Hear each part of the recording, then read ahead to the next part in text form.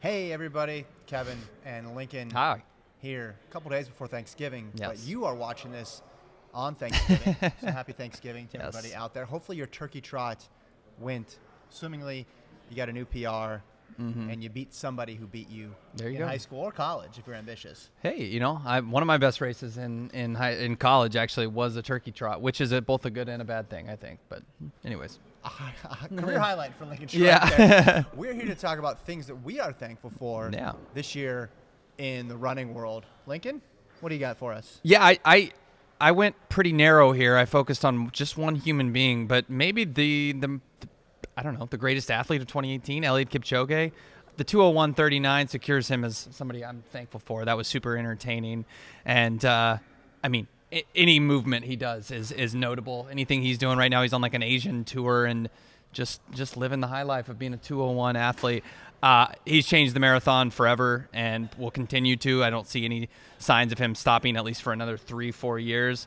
Excited to watch what he does in the spring, and it's awesome to have somebody at almost like a LeBron, Tom Brady level that's almost mythical with their achievements in the sport of running, not just running, marathon running. I mean, we all know watching a marathon can get a little dull, not with this guy going at it, so I'm thankful for him. I am specifically thankful for his Instagram. Yeah. Because he's been posting some Oh, cool yes, pictures absolutely. from his Asian tour. And just the fact that he's on an Asian tour. Yeah, Really right? That's like what really NBA connects us, players yeah. do. I mean, seriously, that's like what they do in the offseason. But his offseason is also doing a bunch of publicity things that, like I said, usually reserved for the biggest names. But he is certainly a big name. I got one for you. Okay. Thankful for no world ranking system in 2019.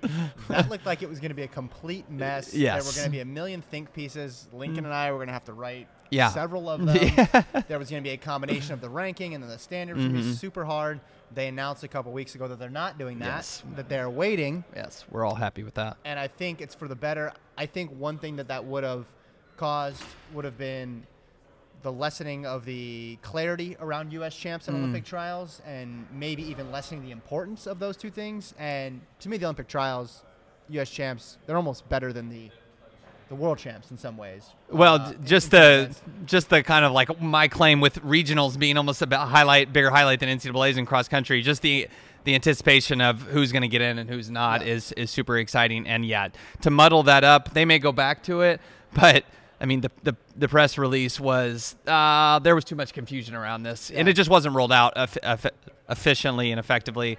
Maybe they do it better next time. There are some positives to it. I mean, it would be fun to see people try to run ridiculously fast, and maybe when we figure out how the rankings are determined, we realize that, hey, it's actually really easy to have a good world ranking, and it won't really change anything at USA's. But you also have certain things like people can be injured all the way up to USA's, and then they have 0 points. I mean, it was just too confusing. You're right. Let's stick with the normal system this year. One of the things you like about track is the clarity around it, and this was going to definitely muddy the waters around that. Another one I got, a fun group of U.S. sprinters. Oh, my gosh, yes. I'm very thankful for a fun group of American sprinters. We obviously live in the United States, a bit biased here, and we spend a lot of time covering all the track events, but this is an incredible crop that we have coming up. They put on a show for us this year between Noah Lyles, Christian Coleman, Michael Norman, Sidney McLaughlin, Rai Benjamin, now that he competes for the United States. Yes. I guess we should be thankful for that, too. That's a good one, yeah. Unless you're competing against him, and then you are not thankful that he had his transfer of allegiance processed.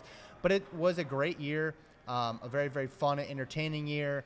They raced a lot against each other. You can throw Ronnie Baker in there as well. He's only 24, so I'll put him in the young category. Yeah. And this is just shaping up to be an awesome next couple years. Literally all of those names you just mentioned, you could say are the gold medal favorites in their respective events. We had Coleman in the 100, Lyles in the 200, McLaughlin in the 400 hurdles, Benjamin in the 400 hurdles, and Norman. I mean, it depends on Van Niekerk's ACL, but I mean, all those people could win golds in Doha. So certainly, yes, be very thankful for them. I actually say a little prayer thanking the track gods for them every single night. That's a lie, but seriously, it's a great era. All of them are within, either they're going to be making running their first professional years or within like their first 3 years.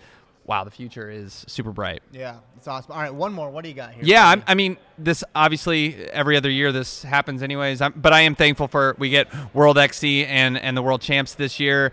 they're very spread out. We have World Cross, in March, and then we won't have World Championships until October.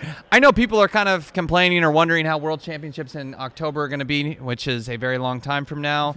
But I don't know. I think it'll be kind of fun. It'll be stressful in the moment probably to have, in 2019, to have an October meet while cross-country is going on. But it's going to be different and entertaining, and we'll make the track season longer and more enjoyable, and we'll see. It should be fun. World Cross is always entertaining, and this year they're doing a really hard course, supposedly, and it's one that the common runner can go out and run. Like there's a mass race that's available to everybody early on in Denmark, and then the course will be tough. World Champs, I'm always thankful for a World Champs when they come off of a dead year like we've had. I know there were Commonwealth Games, and there were Euro Champs, and there were bits and pieces. NCAA's was awesome last year. And NACAC year. NACAC year's ending. NACAC year only has about 6 weeks, and then it hits midnight. However, the World Champs not being until September, October does add a crazy wrinkle, and I think that is going to impact some people for the better. I don't know who that is yet. That'll determine it's going to impact some people for the worse, just because especially veterans, that you get used to that rhythm. And you get used to hitting the same meets. And then to completely change that up and push it back as much as it is, it's going to be a crazy adjustment. It'll be fun to watch, and like you said, incredibly stressful though for the athletes and coaches. But anytime you go from a non-world champs year or to a champs year. And it was a very good non-world championship year, but it should be all the better. It's just going to go super fast. 19 will be over. We'll just be getting over track by the time 2020 rolls around, and then it's like we're in an Olympic year. So, things are about to get really exciting. Yeah. But first, turkey. Yeah, first turkey. Enjoy your Thanksgiving, everybody. Thanks for stopping by, and we'll talk to you after the holidays.